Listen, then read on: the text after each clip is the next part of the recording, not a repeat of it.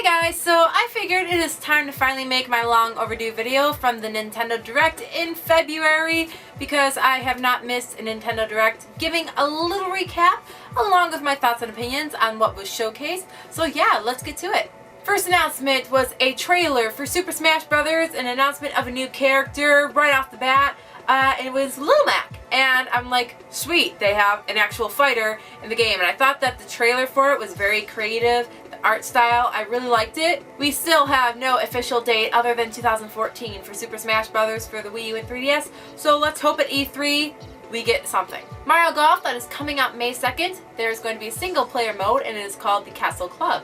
And you'll be able to use your Mii characters, which is really cool, and you can also customize them with different clothing, golf clubs, golf balls, and those different customizations affect things such as your distance and the travel of your golf ball and other things of that nature, so definitely pretty cool to be able to customize it and see what works for you. In Kirby Triple Deluxe, there are going to be collectibles for you to find in the levels.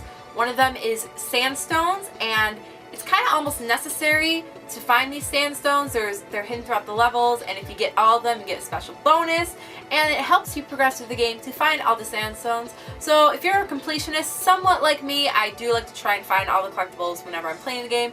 Definitely a good thing to try and find them. And there are also going to be little 8-bit keychains that are going to be little collectibles that you find through the levels as well. And also, as a Street Pass function, in the levels there's going to be like a special Waddle Dee, and it'll hand out items to help you in the level, help items. But if you Street Pass with people who also have the game Kirby's Triple Deluxe, you'll also be able to get 8-bit keychains as well through the Waddle Dee from the Street Passes. Yoshi's New Island was talked about, but that's already out now.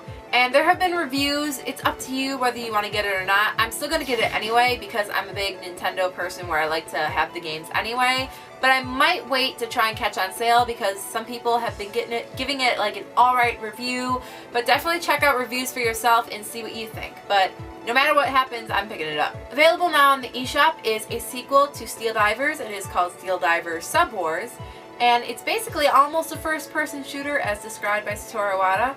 And it's kind of cool that you're going to have at least 2 subs. You have 2 subs in the demo free version, and you have multiplayer. So, I mean, Nintendo's attempt at a first-person shooter, not bad. You know, with subs to be, like, you know, kid-friendly instead of having, like, guns and stuff like that as what we refer to and think of in a more general first-person shooter. So, you know, something for free, why not? In April, we have Rusty's Real Deal Baseball coming out. And it's going to be a hub, and it's going to have mini-games that are related to baseball, that have baseball elements, like, you know, like a catching game, a batting game, throwing, and, you know, things of that nature. But the interesting thing is, the game levels have demo levels, so you really can't play the full version of these mini-games. They are each, I believe I read that there are 10 mini-games, and they're $4 a piece. But with playing the demos levels of the games, you can earn like these little special stamps and other things. It allows you to haggle the dog owner of the shop where the mini games are sold, so you can actually pay less than the 4 real actual dollars. So instead of paying $4, you pay something lower. So it's an interesting concept. Some people were like, this is stupid. Some people are like, I don't know how many people said it was genius, but I think this is an interesting concept that definitely needs to be experimented with, and I'm glad they're doing it with a smaller, not really a well-known established Nintendo IP instead of something newer. So it's definitely something to look into. I mean, why would you not want to pay less than the actual set price for it? You know, pay lower. That's definitely a cool idea. Pokemon Battle Troze is available now on the 3DS eShop for $7.99. I haven't picked it up yet, but I definitely will be picking it up soon because you know my Pokemon obsession. I love my Pokemon. Professor Layton and the Azran Legacy is available now for the 3DS. And what's cool about the Street Pass function for this is when you find items that you can actually create puzzles for other people to find when you Street Pass them. So basically when you Street Pass them, you send them this puzzle that you created for them to find the item, and you'll be able to pick up other treasure hunting items from other people by figuring out these challenges. So definitely a pretty cool idea for Street Pass. Monster Hunter 4 Ultimate is coming over to North America very exciting news, but unfortunately it is only for the 3DS in early 2015, so we got about a year to wait. It is going to have online multiplayer, but I mean, for a game like that, to me, it definitely feels more fit for home console, so I guess my poor Wii U will not have Monster Hunter 4 Ultimate as of right now. Who knows if that changes, but I mean, that's just my opinion. Still, I'm probably going to be picking it up because I do have Monster Hunter Ultimate 3 that I need to play a lot more and put more hours in, but I mean, I'll still pick it up, but my preference for something of that nature is definitely a home console release. Level 5 Games has Weapon Shop Deomase available now on the eShop, and what's definitely cool about this game, it's an interesting concept because instead of being in an RPG and you're out completing quests, you are the shop owner. You are a shop owner in an RPG setting where you actually make the weapons for the hero going out completing the quest, so definitely a cool concept. Inazuma 11 is out now in North America. I hear this is very popular over in Japan. So it's basically like, it's a soccer RPG, and instead of like, you know, changing the abilities of your players for jobs and classes and stuff, the abilities change their stats when it comes to certain moves and like, you know, basically like a soccer game, so you get to customize your characters and their soccer abilities, which is definitely really cool. I'm really happy about the fact that a lot of indie games are coming to Nintendo platforms. We have the Moon Chronicles from Renegade Kid that also made Treasure Knots. They have Moon Chronicles, which is going to be like the first full-on first-person shooter for the 3DS, which is really cool. Other indie games that were mentioned were Shovel Knight coming for the Wii U, 1001 Spikes, and Retro City Rampage for the 3DS.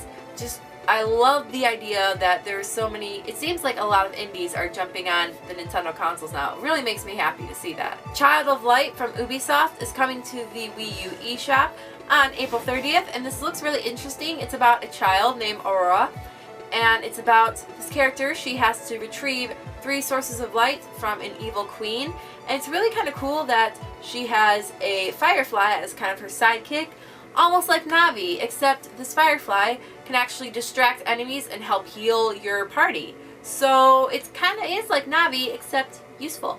They talked about Donkey Kong Country Tropical Freeze. There was a very nice trailer for it. This trailer that they showed in this Nintendo Direct, I really liked it. I liked the music. And I do have Donkey Kong Country Tropical Freeze. I'm in World 5 right now. I don't need to tell you twice. You need to go buy that game. If you have a Wii U and you don't have Donkey Kong Country Tropical Freeze, I'm watching you. You go get that game right now.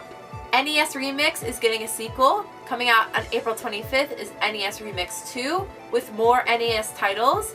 And what's really cool about this is when you get it, it is going to have a full version of Super Mario Brothers, except the thing is, it's going to be Super Luigi Brothers.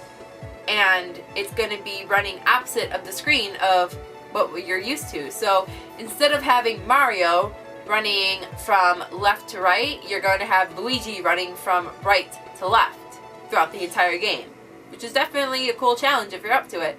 We finally have Gba Titles coming to the Wii U. I'm very excited for this. We only have 3 confirmed titles and more coming out, but right now they are Metroid Fusion, Mario & Luigi Superstar Saga, and Yoshi's Island Super Mario Adventure 3, and more.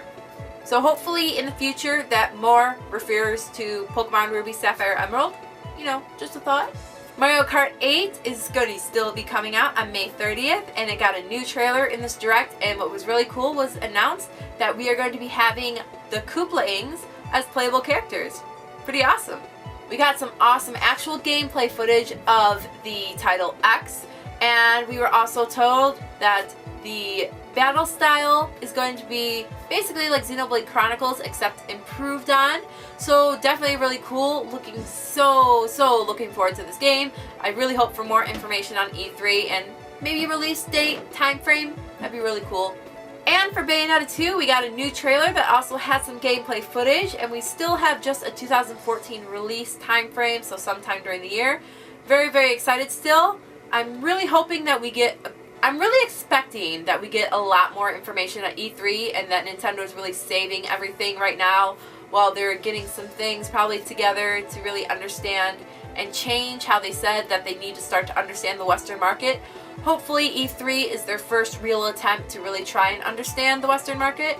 So as far as I know, I really hope that Nintendo doesn't come back with another Direct. I really would rather have them back on stage this year.